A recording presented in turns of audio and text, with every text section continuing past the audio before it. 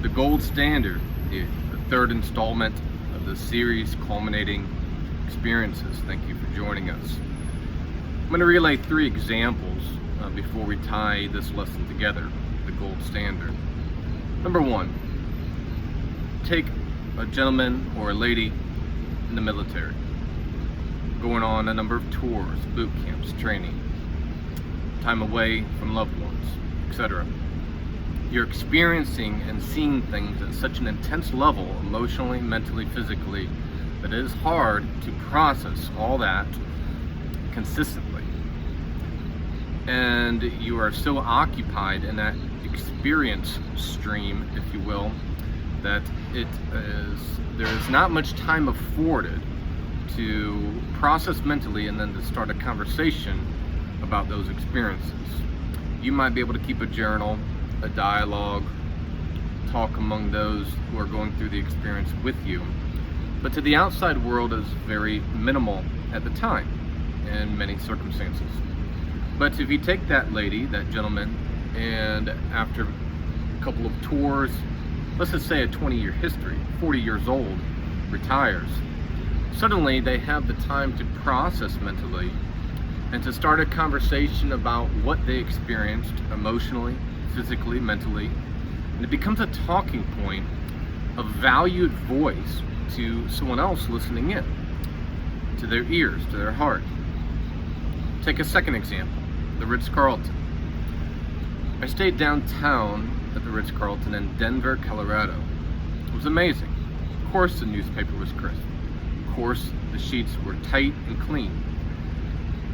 One wonderful thing was the fact that there was a basketball court hovering over a downtown street in Denver. One of the most wonderful courts I have been on. Literally hanging over the street. It was awesome. I just came off about a 40-day fast during that period of time, lost 40 pounds. There was a John Elway restaurant, and if you characterize all these things, I'm just talking to myself, sorry. If you characterize all these things, all these wonderful attributes, things that they could brag about and that I experienced there, wonderful. They have a book called The Gold Standard, and it does not highlight their basketball court, does not highlight their crisp newspaper or their wonderful, tasty steak. It highlights customer service. Its principles and objectives laid out in their book called The Gold Standard. I liked the book for a while there. It's a great one to add to your library, and it highlights principles in which they conduct business, customer service, and how they can make you feel so special. And they're able to do that because they have culminated enough experiences and time in that field and have enough reputation in the marketplace where they can be a valued voice on the concept of customer service, not dealing with the peripheral objects of their hotel industry or particular hotel, but dealing with the heart, pulling guests into the heart of what really matters, which is how someone comes away from their experience there on how they are treated and the experience and the feeling that they walk away with. Let's take a third example. Let's jump into basketball. There's an interview out there, I think it's remarkable, and it talks about how the player in the NBA set the one play that he did set him up for the next play to be successful.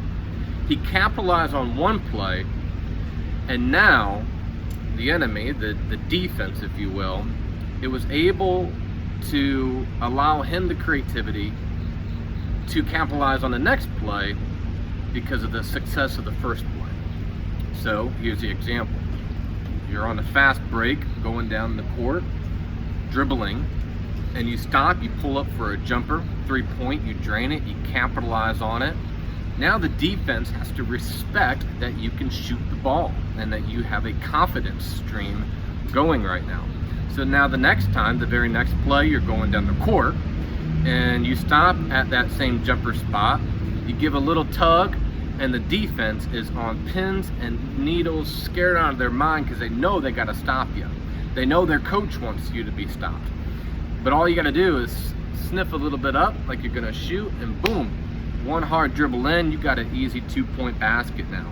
The one play set you up for the next play to be capitalized on. As I tie this all together with the gold standard and these examples, I've said it before, time can be your enemy or time can be your friend. And I encourage you to let time be your friend.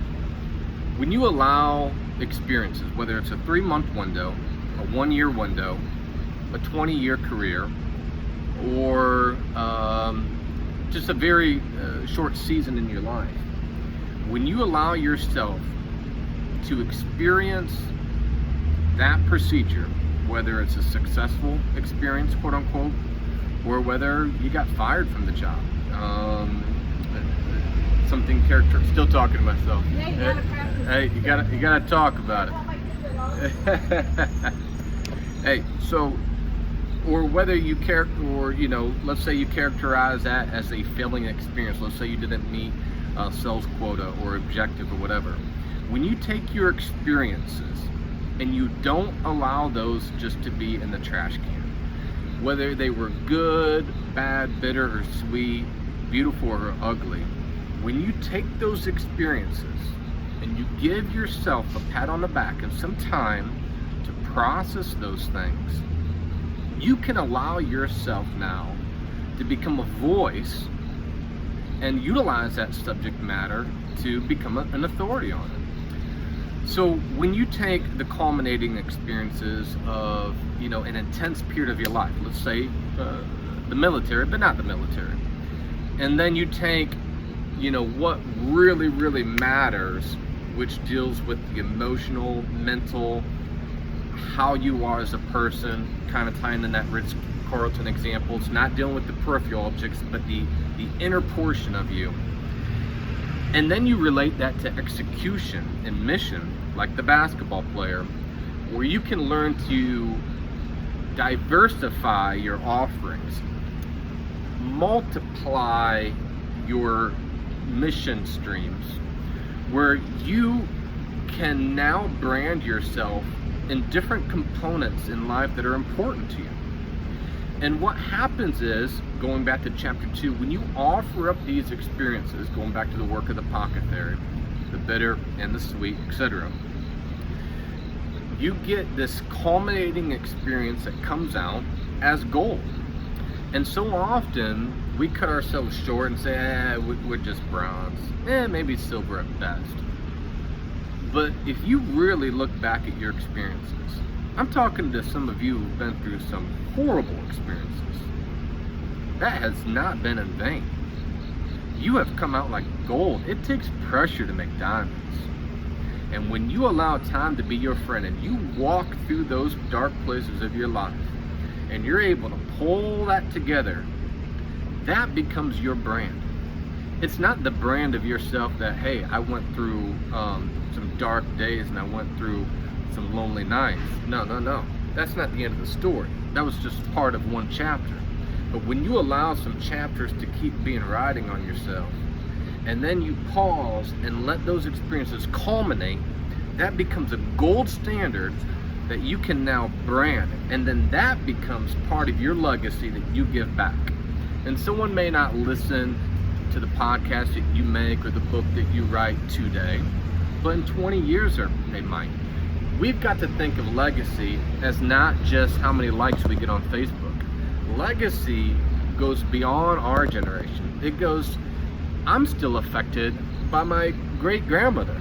When I was little, she gave me this thing that I hung up in my room, and it was talking about what the meaning of Ryan meant. It was Ryan, God's prince, and it had a Bible verse, and you shall be a crown of glory in the hand of thy God, and a royal diadem in the hand of thy Lord. Or I'm sure I messed that up. I apologize. But that simple gesture by my great grandma, Enid, is something that still affects me at 37, almost 38 years old.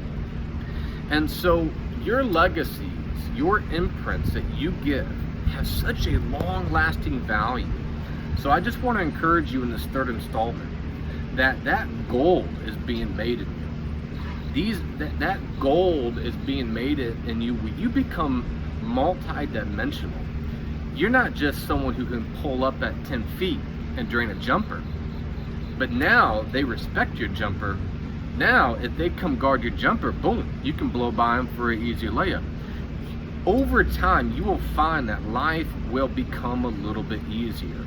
Not so much that circumstances get lighter, but your shoulders get stronger. Your shoulders get stronger. And so I just want to encourage you to stay the course. There is gold that is being made. It is tried in the fire. But when you come out, it is a brand that has such market differentiation that there is no competition. Here's where I'm going to leave you. You do not have competition. You know, the wonderful thing about the March Leadership Services is I don't have any competition. Instead, I collaborate everything. If there's a company that might be a competition to me, I'll just collaborate with them. Enhance their life, they can enhance mine. And when you get to a point where there's no competition in your life, that's a beautiful thing. That's when you see less anxiety, less stress, and you can enjoy the journey. Now, I'll leave you with this very, very final thought. When you can get to that point, that'll make a rose smell better. That'll make peanut butter taste like steak. That's when you can feel that beautiful stream of saying, wow, this is cool. I can see that story that it's developed. And you can continue on in that gold standard.